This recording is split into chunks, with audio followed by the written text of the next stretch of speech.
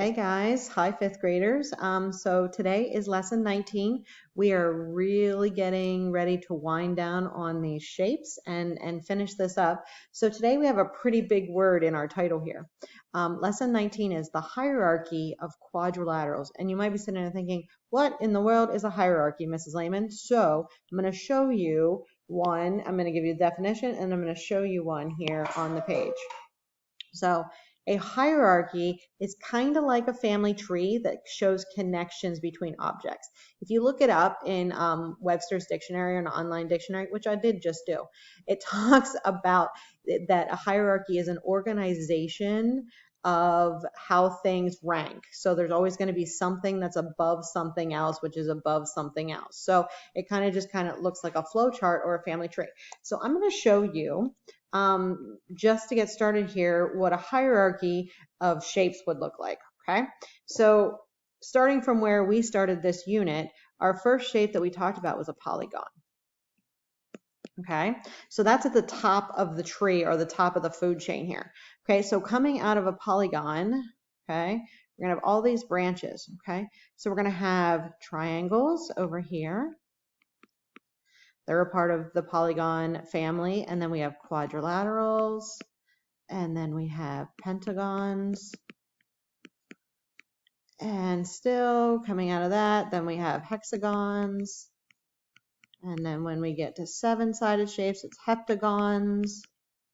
And this would continue through octagons, nonagons, decagons, blah, blah, blah, blah, blah. All the agons. Okay. Now coming out of triangles, we would look at this and we're like, okay, so what are my kinds of triangles? Well, we have our acute, okay, and we have our obtuse,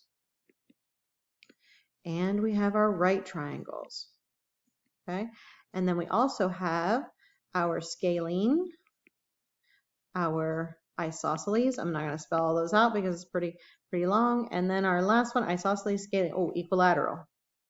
Okay, so all those are part of the triangle family. And then when we get to quadrilaterals, it's going to be broken down into little pieces too. Okay, so it would continue to branch and branch and branch. What we're going to look at today is just the quadrilateral part of that.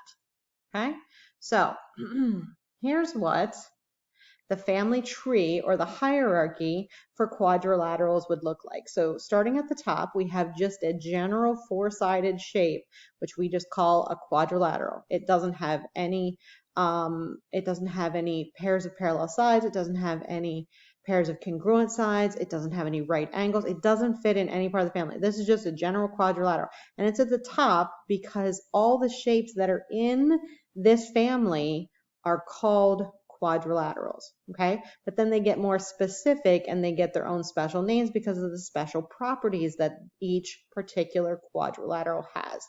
So coming off of a quadrilateral, the next rung down, we have our families breaking apart here, okay? So on the right side, we have our trapezoid. And it's all alone. It literally, it comes out of the quadrilateral and it's trapezoid, and there is nothing underneath it. It has nothing in its family. It's a very lonely shape because it doesn't share properties with anybody else in the quadrilateral family. So this is kind of like this little ostracized family member out here that nobody really talks to, okay? Because they don't have anything in common, okay? So this one's kind of off to itself. But then when we look to the other side, the other type of family member that a quadrilateral has is a parallelogram. And a parallelogram has two pairs of parallel sides and two pairs of congruent sides. Okay, so anything that has those properties fits into the parallelogram side of the family. So when we look at this, we're looking at different subgroups. So breaking off parallelograms, you can have a parallelogram that has four right angles, or you can have a parallelogram that has four congruent sides, like a rhombus, okay? So these two broke apart, so we have right angles over here, congruent sides over here. And then those two join together to go down here to the bottom, and we find a shape that is a joining together of rectangles and rhombuses, and it's called a square. Squares have four right angles. They also have four congruent sides. So this family ends up joining together. Okay. So when I talk about this family, this square can trace its roots the whole way back through rhombus, rectangle, parallelogram, up to quadrilateral. So that's why a square can be called by any of those names. Now, when we look at it, we're always going to say, hey, that's a square. But we can also say, oh, it can be classified or named as all of these other little pieces of its family. Now, if I backtrack here a little bit and I go to the rectangle, okay, so a rectangle came from a parallelogram. So I would call a rectangle a rectangle. I'm never going to say it's not a rectangle, but we can call it something else. We can call it a parallelogram, and we can call it a quadrilateral. It's like tracing back its roots the whole way, okay? So then the rhombus is in the same situation. As we trace back its roots backwards, a rhombus is a rhombus, but it can also be called a parallelogram, and it can also be called a quadrilateral. Okay, so we're just kind of tracing our roots back and looking at this and classifying it based on properties. So a square is a rectangle because it has 4 right angles. It's a rhombus because it has 4 congruent sides. It's a parallelogram because it has 2 pairs of parallel sides. And it's a quadrilateral because it has 4 sides. That makes it a quadrilateral. Okay, so that's what this looks like as far as our family tree. Okay, so if I were going to classify or name all of these shapes over here, when I look at this, I look at it and say, Mrs. Lehman, it's a square. Boom, it's a square. But what else can I call it? Well, based on that family tree, and here, I'll pull that back over here. I'll make that a dual page. So based on that family tree, that square can also be called a rectangle. It can also be called a rhombus. And then going back through its roots, it can also be called a parallelogram and a quadrilateral. So that square can actually be classified or named with 5 different names. So when we say that a square is a rectangle, or a square is a quadrilateral, or a square is a rhombus, that is a true statement. Okay, so now we look at our next shape. Oh, this guy, we would specifically name it trapezoid, but it also has 4 sides, so it's a quadrilateral. Looking at our next shape, we specifically call that a rhombus, but then we can also, going backwards through its roots, call it a parallelogram and a quadrilateral. Okay. Looking at our next one, we specifically call that guy a rectangle. Tracing back through its roots, rectangle also has 2 pairs of parallel sides, so it's a parallelogram, and it has 4 sides, so it's a quadrilateral. And then our last one, we specifically call this guy, because it has 2 pairs of congruent sides, a parallelogram.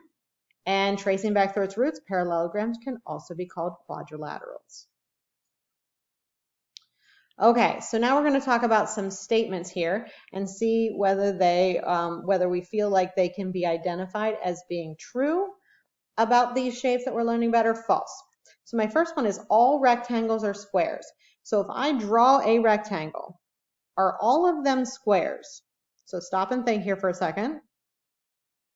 So drawing a rectangle, I'm just going to hand draw today. So drawing a rectangle, is that a square? Well, a square has to have 4 congruent sides. So is this a square? The answer is no. So that is a false statement. Okay, number 2, every rhombus is a parallelogram. Okay, well, parallelograms by definition have 2 pairs of parallel sides. So parallel, parallel, and 2 pairs of congruent sides. So this is the same length. This is the same length. So it has 2 pairs of congruent sides. Okay, but let's think about a rhombus. So a rhombus has to have 2 pairs of parallel sides. Parallel, parallel, sounds like a parallelogram.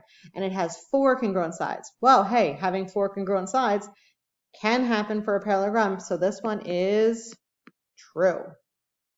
Okay, so let's look at a couple more true-false things. And here I want you to stop and think before I reveal the answer for each one of these, okay? So I want you to pause. When you have an answer, you can check it back in with me. Okay, so all squares are rhombuses. So pause and think about that, whether it's true or false. All squares. And be very careful about that word all, because every square that you draw or think about has to also fit into the description of a rhombus.